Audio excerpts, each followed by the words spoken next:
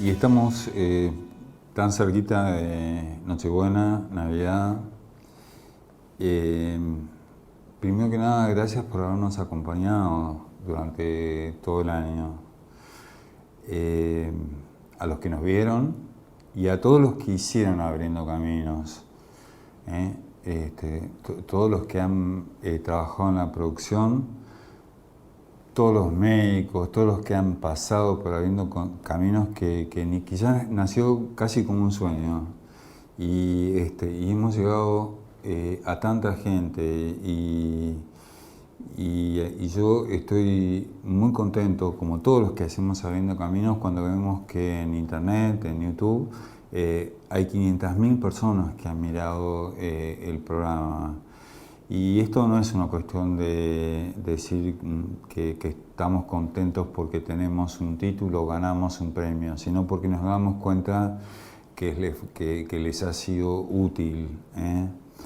Ojalá podamos seguir en el 2017 haciendo lo que nosotros hacemos, que es dedicarnos al cuidado de los niños. En mi nombre, en el nombre de todos los que hacemos Abriendo Caminos, les deseo de todo corazón y con todo mi afecto que tengan una feliz Nochebuena y una feliz Navidad. Muchas gracias.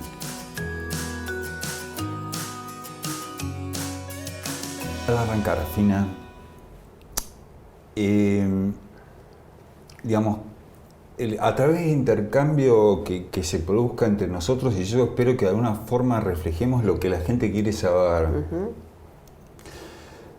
¿Cómo funciona el Hospital Garrahan? O voy a decir el Garrahan, porque la verdad es que en la Argentina todos hablamos de el Garrahan, ¿no?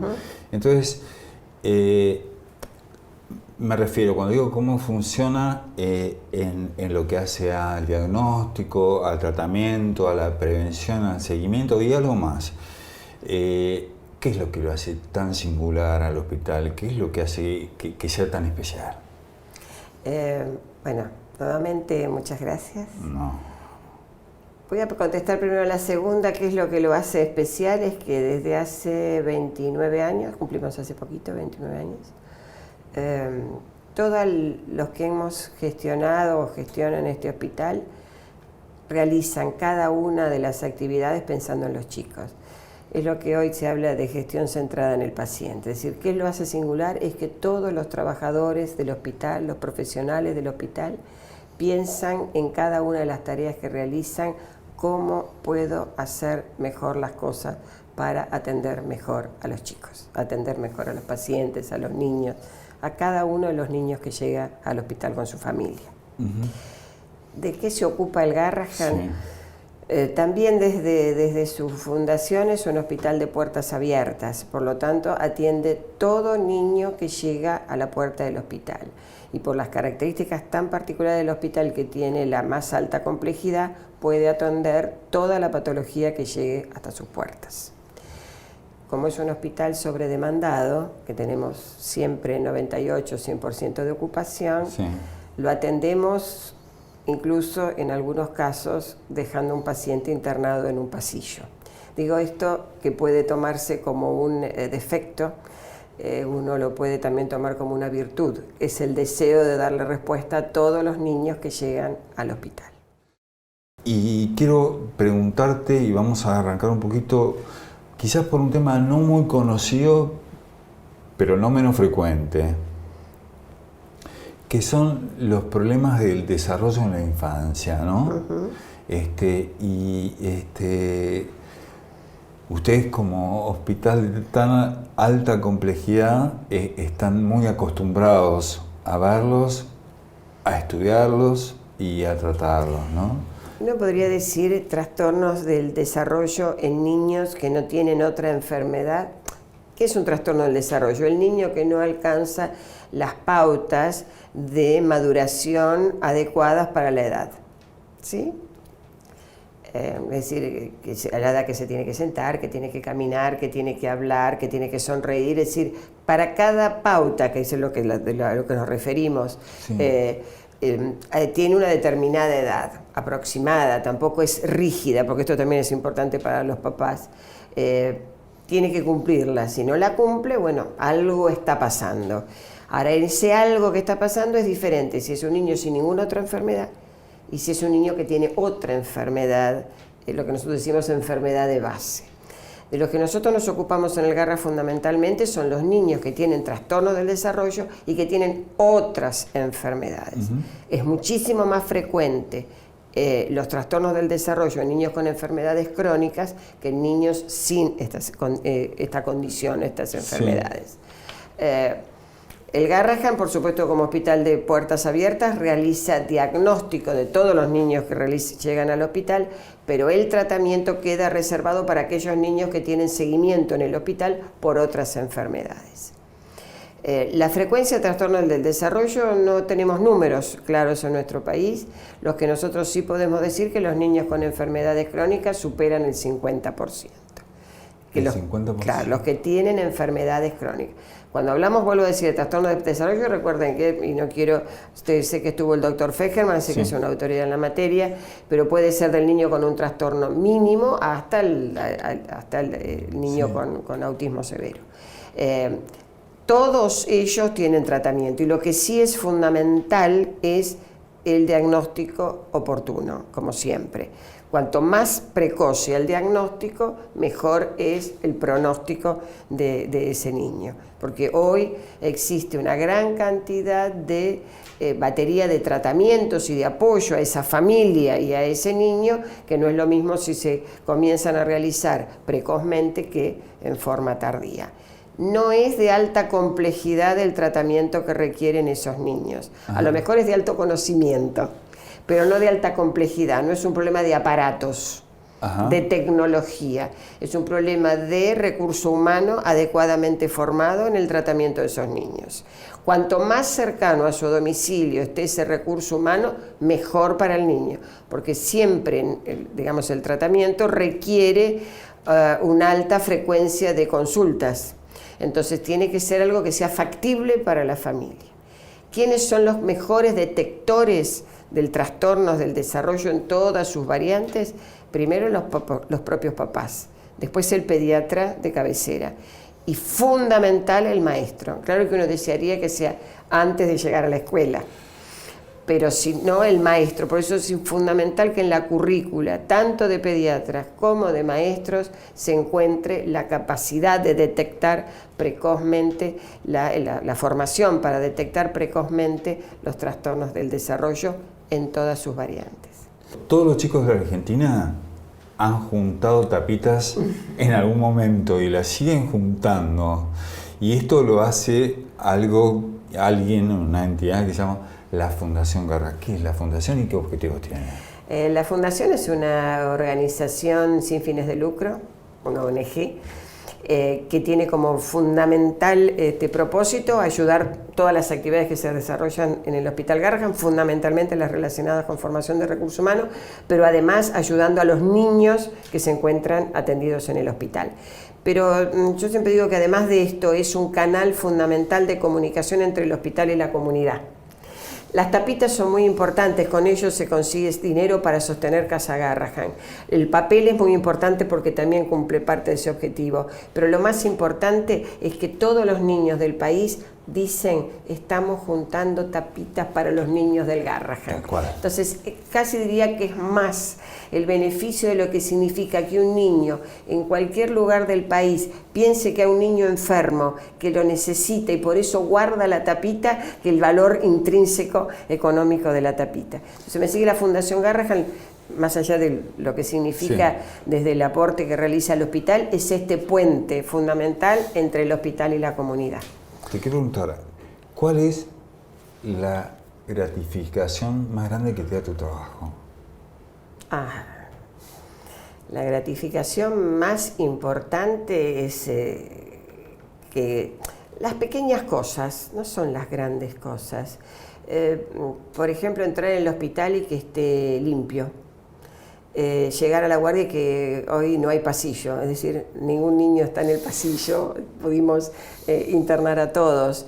que voy a quirófano y está la ropa en su lugar y que no se suspendió ninguna cirugía y que ayer no falleció ningún niño en un hospital de alta complejidad. Es decir, en el día a día las gratificaciones, uno no tiene que esperar las grandes gratificaciones, sino las pequeñas gratificaciones desde que entras al hospital. Yo llego alrededor de 7:15, a medida que vas caminando y entrando y transcurre el día, son pequeñas gratificaciones que van ocurriendo a lo largo de ello y que van desde que esté limpito hasta que un niño se atienda en tiempo y forma, hasta que venga una mamá que a lo mejor tuvo a su hijo, no tuvimos un final feliz, y a pesar de eso viene y te dice: doctora, muchas gracias por la atención que recibí en este hospital.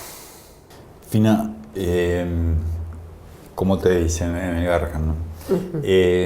Hace 10 años que dirigís el hospital. ¿Vos qué le dirías a un director que recién está comenzando o por comenzar a dirigir una institución de salud pública? Que camine el hospital, que esté cerca de la gente y que escuche a la gente que realiza cada una de las actividades.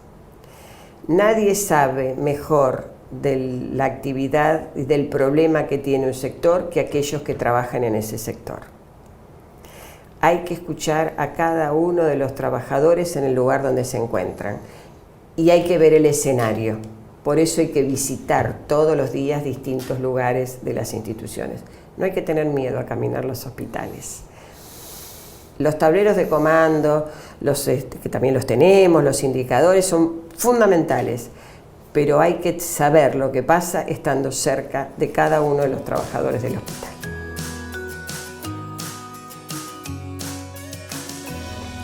Doctor Fejerman, si me permite, lo voy a llamar Natalio. Por supuesto. ¿Sí? Le quiero preguntar, ¿qué es el autismo infantil? Si es lo mismo que esta sigla que se escucha, que es TEA, TEA, y además si esta sigla, TEA, tiene relación con eso que tanto se habla y se escucha, que es la sigla TGD. Pero primero, para arrancar, ¿qué es el autismo infantil? Es uno de los trastornos del neurodesarrollo cuya lista habíamos enunciado en la última reunión que tuvimos. Se manifiesta particularmente por dificultades en integración social, por un tipo particular de trastorno del desarrollo del lenguaje y la comunicación, por intereses restrictos en su conducta, por patrones repetitivos de conducta, varios síntomas y signos que presentan, ¿no? Pero es muy importante ubicarlo bien nosológicamente, de qué se trata. Y la segunda pregunta suya es respecto a lo que ya se instaló, Sí. los trastornos en el conocimiento de la gente, Exactamente. ¿no? Los trastornos, el trastorno generalizado del desarrollo.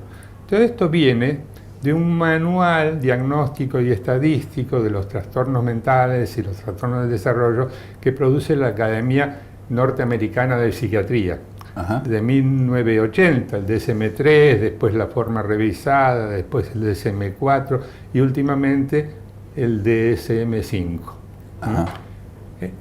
Lo que cambió es que hasta el DSM-4 se llamaban a los síntomas que forman parte del autismo, se llamaban trastorno generalizado del desarrollo. Yo Sí. creo que era un error, era una mala traducción de un término en inglés. Pero ahora, creo que con buen criterio, el DSM-5 propone llamarlo trastorno del espectro autista.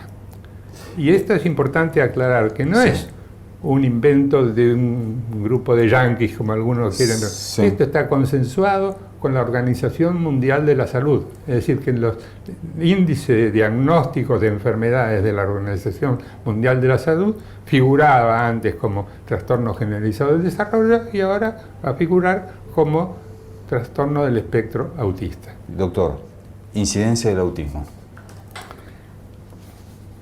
En pantalla van a ver ustedes un cuadro que creo que es la mejor descripción sobre la frecuencia, en realidad prevalencia, porque incidencia son casos nuevos, prevalencia es el número de casos que hay en una población. Ajá. La prevalencia del trastorno del espectro autista por cada 1000 niños. En 1975, entre 1975 y 1995 aumentó 10 veces. Pero en 1995 en realidad era 2 por cada 1000.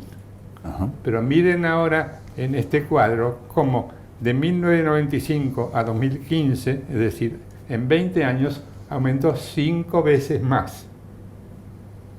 Y esas, las columnas son muy gráficas. Las preguntas, que me adelanto a lo que usted me va a hacer, es ¿por qué? Claro, ¿Es exactamente. real? ¿A qué se debe? Se diagnostica ¿Es más más? frecuente? ¿Se diagnostica más? Y son todas verdades. Creo que es real. De ahí a saber exactamente por qué hay un trecho. Se estudia mejor, se diagnostica más, se incluyen más muchos casos más leves, que eso amplía la estadística. Personalmente estoy viendo que a veces se sobrediagnostica autismo, por eso los diagnósticos diferenciales son muy importantes. El diagnóstico, ¿a partir de qué edad se puede hacer? Bueno, hay un momento que es un punto clave, que son los 18 meses.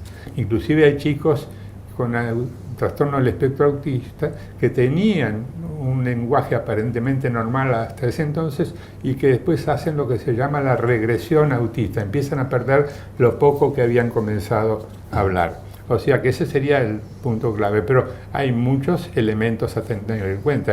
Yo les digo cómo me manejo. En realidad yo hago una sospecha y después, cuando considero necesario, pido que se practiquen esos test, el chat, los test que están más reglamentados y permiten ver niveles de compromiso de la conducta en distintos aspectos.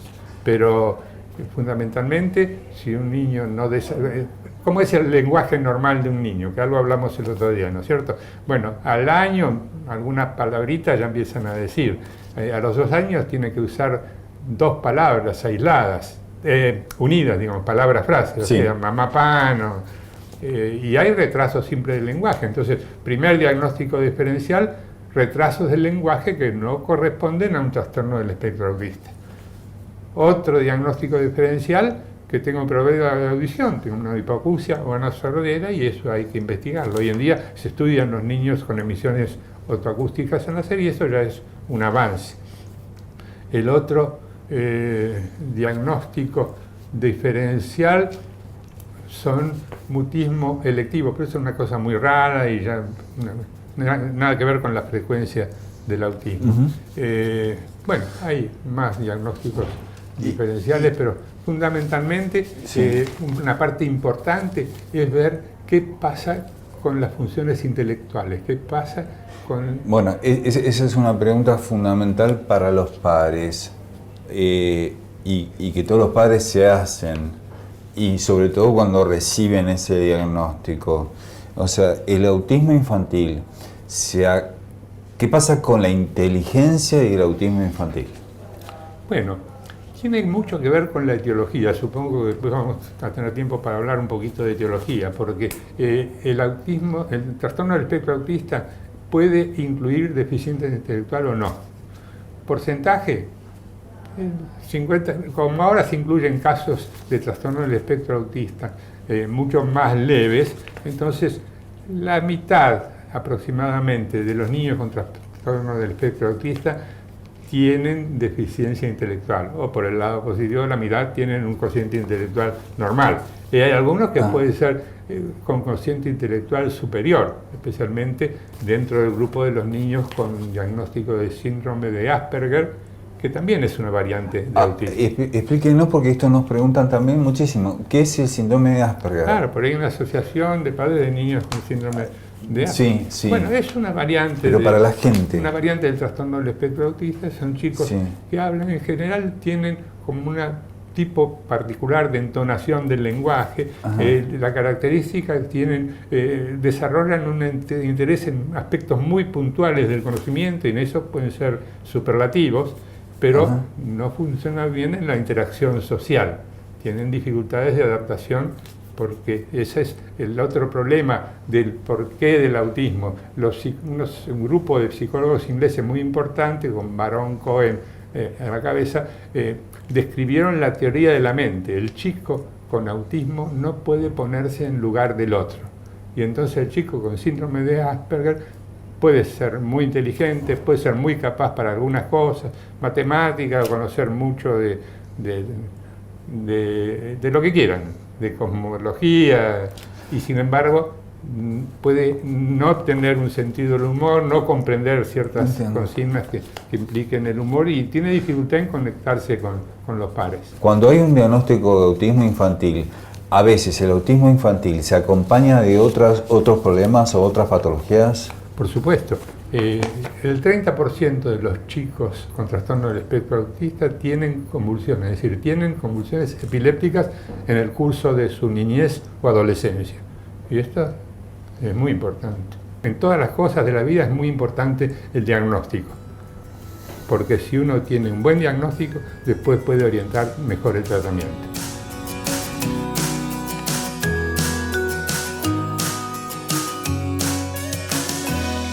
Doctora, muchas gracias por estar acá. Gracias a vos, Alejandro. Y quiero arrancar preguntándote, digamos, ¿cómo influye el marco legal o la falta del marco legal en la orientación que el Comité de Ética brinda? A ver, ningún comité de ética puede tomar decisiones ilegales. Sí, esto es fundamental, como ninguna persona en principio puede tener conductas ilegales. Todos nos tenemos que atener a las normas. Pero sí también lo que es importante, que no es misión de la ley, o sea, la ley sancionada por el Congreso, regular tratamientos médicos. Digo que esto es importante tenerlo en cuenta. ¿Por qué? Porque la ley que regula el conocimiento médico es la praxis médica, es el conocimiento científico. Al cual nosotros nos atenemos, o sea, no podría haber una ley que fuera a contrariar lo que el conocimiento médico impone como necesario para un determinado tratamiento. ¿Cómo es la interacción, la relación del Comité de Ética? Por ejemplo, el médico que está a cargo del recién nacido y está frente a una situación que no está seguro de cómo resolver desde el punto de vista ético, de qué es lo correcto, qué no es lo correcto. Va y toca la puerta del Comité de Ética, van los padres y tocan la puerta del Comité de Ética.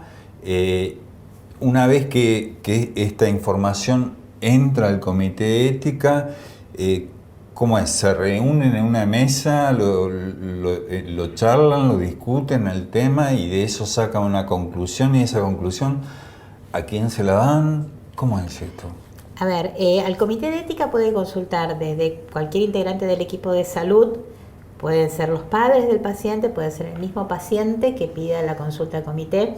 Nosotros en una época éramos muy estrictos y medio como que, bueno, si no había un dilema claro, decíamos, bueno, la consulta no la aceptábamos. Hoy en día flexibilizamos muchísimo nuestras mentes y nos dimos cuenta que a veces, la gran mayoría de las veces, los médicos saben qué es lo que hay que hacer, pero hay, por un lado, un condicionante fundamental externo, que es el temor legal, el temor al reproche jurídico que le puede venir por la toma de decisiones. Sí. Y el otro es, obviamente, el marco de incertidumbre en el que se ven inmersos el desborde que les produce obviamente estas situaciones extremas, Sí.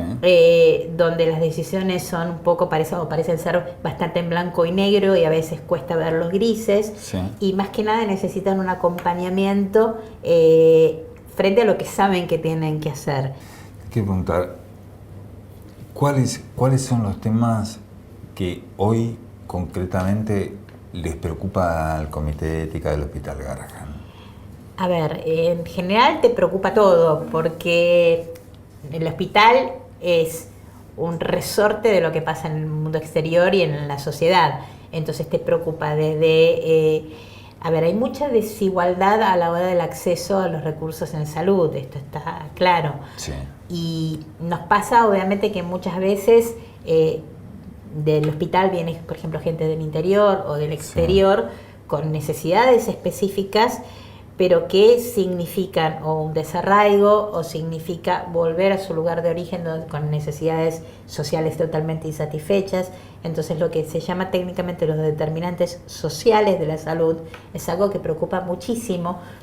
La falta de equidad, la falta de recursos, y esto al médico le impacta porque tiene el conocimiento científico, pero no le puede hacer llegar a todos por igual ese conocimiento científico, pero no porque el médico no quiera, sino porque hay de otros condicionantes que el médico no maneja, entonces que todo el equipo de salud no maneja. Entonces esto se hace muy difícil, sobre todo cuando vienen a buscar una respuesta al hospital y a veces nuestra respuesta tiene que ser no, porque hay una realidad social que se impone muy fuertemente.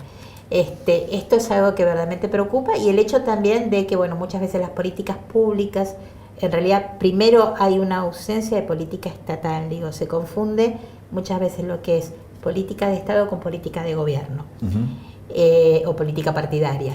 Y en este país faltan políticas de Estado, o sea, políticas que se sustenten en el tiempo independientemente del color de gobierno de turno. Y la salud debe ser una de ellas. Entonces muchas veces nos falta el interlocutor en el afuera para hacerle entender todas estas cuestiones. Bueno, yo te agradezco muchísimo que hayas estado acá. No, gracias a vos por la invitación. Muchísimas gracias a todos los que están de otro lado, a los que hacen posible Abriendo Caminos. Que Dios los bendiga y nos vemos el martes a las 20:30. Chao.